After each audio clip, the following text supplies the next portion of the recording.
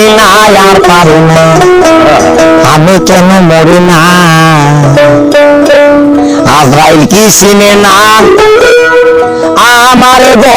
আমি আরে পুরো ডিপ্রেশনে গেছে গা। হ্যাঁ ভাই, অবস্থা দেখে এখন মনে হয় পুরাই মুশফিক লাইট। নাকি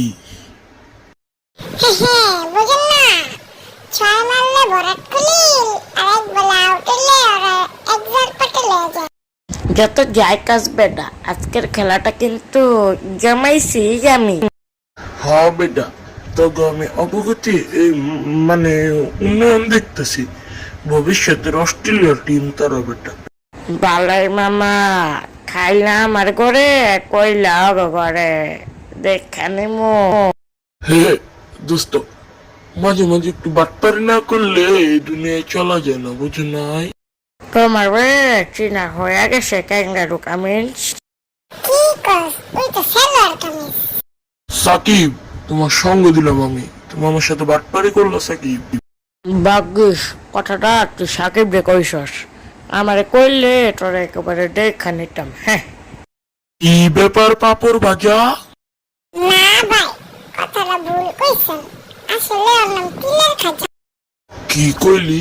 বাংলা মাজা? আরে তোরা কাজ না কইরা আসল কথায় আয়। মেন কথা হইলো পাপড়ের মাথা ব্যথা। আরে হ দোস না বেটা, গুজা গাডে। আমি কি ভাই শূন্য হারাই গেছি নাকি? কিরে মুশফিক, এটা জানি কেডা? আরে আম গো কেসে কেটে দারোয়ান, কপালের মোর দুঃখ। একবারে 36 রান খাইয়া আমি ভাইরাল হইতে পারলাম না এখন।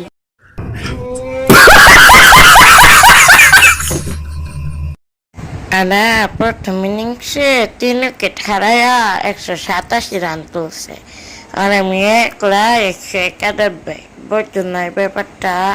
ইতিহাস খাটলে যে ফলাফল পাওয়া যাব, তাতে আমরা টপ 1-এ যাবো, টপ 1-এ।